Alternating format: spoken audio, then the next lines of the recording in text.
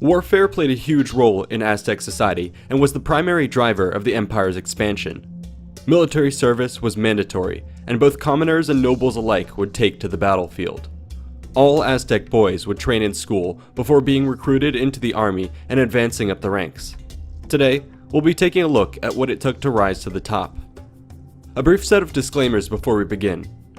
The information presented here specifically applies to the rank and command structure for the Aztecs of the capital at Tenochtitlan, a people known as the Mexica.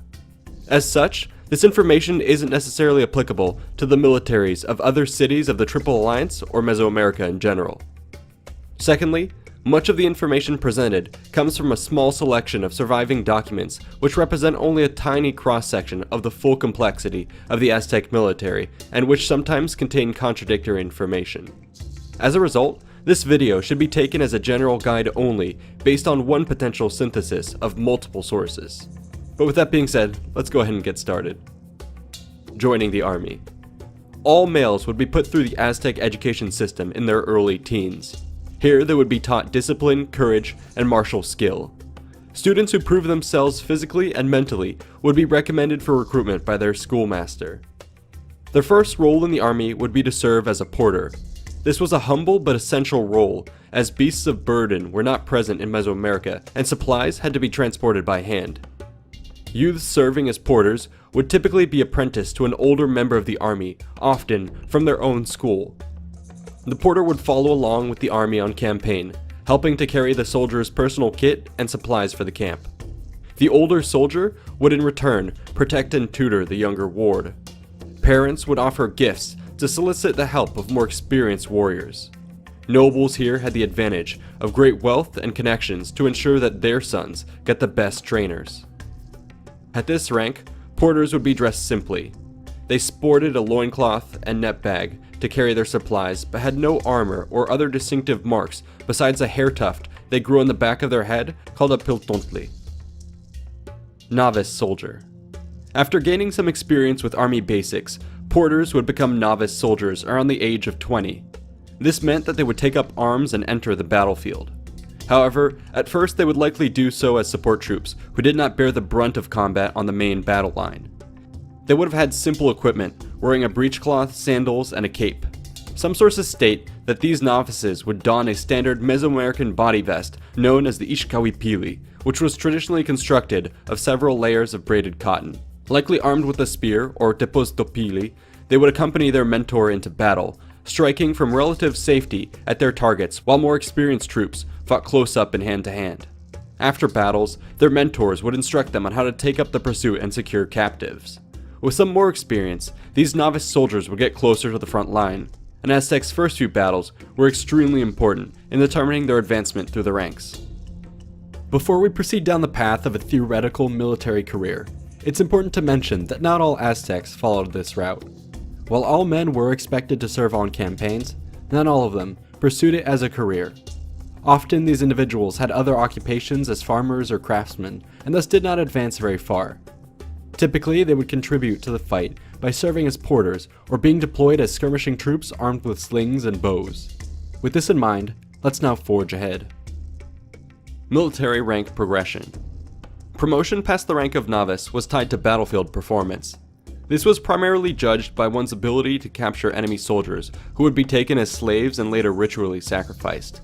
Both the quantity and quality of prisoners were factors. Different opponents had varying reputations for ferocity.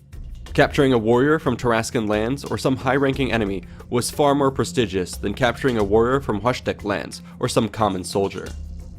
There was a rather sophisticated system in place to institutionalize this practice. With each rank came additional special clothing, weapons, armor, and hairstyles, which were instantly recognizable in Aztec society. Additional rewards for performing great deeds in battle would include land grants, special rights, and gifts. With these concepts in place, let's now take a look at the progression system for a warrior in the Aztec army. An individual would remain in the novice rank until they progressed by taking at least one captive. Those who failed to take any captives after 3 to 4 campaigns would be viewed with disgrace. This would be made obvious to observers as they still bore the piltontli hair tuft. Should they persist in their failure, these warriors would also have their hair plastered with feathers or be entirely shaven. Most, however, had better luck. A soldier who took their first captive was called a leading youth. This important milestone was marked for all to see by the cutting of the Piltontli hair tuft, and being gifted a flower-patterned mantle as well as a pair of scarlet and multicolored breechcloths.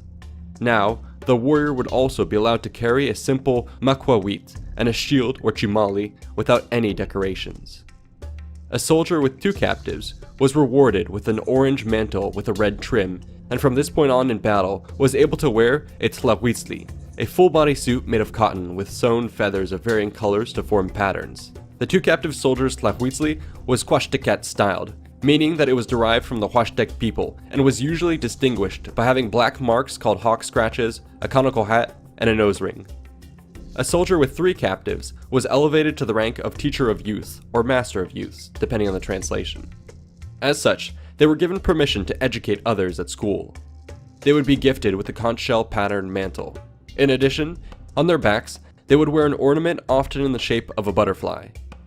A soldier with 4 captives was now considered a veteran warrior and became a ruler of youths or instructor of youths, again depending on the translation. As such, they were eligible to become the head of a school.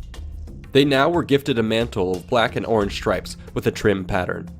Soldiers of this rank adopted the Temelot style, with their hair raised atop their head in 2 sections wrapped in a red cord, and were allowed to wear a jaguar-patterned Tlahuitzli and helmet. Their weapons and armor would also bear additional ornamentation. Further advancement was more restrictive and focused more so on the quality rather than quantity of captured opponents. Taking any additional soldiers from most enemy states would simply promote one to leader of youths, which was the highest position at schools but otherwise conferred no benefits.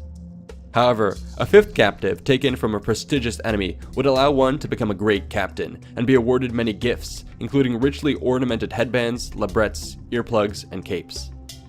At this point, I want to note that according to one source, a parallel rank advancement track did exist for Aztec priests who participated in battle. What role they performed in battles, though, is unknown, but as with normal soldiers, they progressed in accordance with the amount of enemy soldiers they captured, as seen in this page from the Codex Mendoza. Noble orders. In addition to normal military ranks, there were several prestigious military fraternities a veteran soldier could enter once they had taken 5 to 6 captives. These included the Eagle, Jaguar, Otomi, and the Shorn Ones. All would have their own barracks at the royal palace, and the members would be full-time soldiers. While normally open only to nobility, commoners could be awarded the status of honorary noble by performing exceptional deeds in combat, and were able to enter the Eagle and Jaguar orders, though this opportunity would be restricted as time went on. The Eagles and Jaguars were the largest of the military fraternities. They wore full-body suits and helmets styled after their animal namesakes. These troops were expected to do much of the heavy-duty fighting and were thus well-equipped with sturdy shields and Macuahuitl. Outside the battlefield, they enjoyed a high status in society. They had the privilege of wearing fine jewelry and costumes in public, were allowed to keep mistresses, and were given tax-free land grants, which could be passed on to their heirs. The Otomi order was an even more elite group. Members are believed to have fought in their own units and would have been housed within the emperor's palace. These individuals were given a full bodysuit of green, red, or blue color with a back banner meant to symbolize their heroism. They carried a beautifully crafted Macuahuitl and a shield featuring a variety of designs, while their hair was bound atop their head with a red tassel. Entry into the most prestigious order would require many high-ranking captives and a record of more than 20 great deeds. Making it this far was only possible for those who had become lifers in the army and were masters of war. These fierce warriors were known as Huaxtec, the Shorn Ones. They shaved the sides of their heads, painting one half blue and the other yellow or red, but leaving a distinctive mohawk or braid in the center. The soldiers wore either a yellow bodysuit or might be naked aside from a breechcloth. They fought in pairs and were expected to never retreat in battle or be done in by their comrades.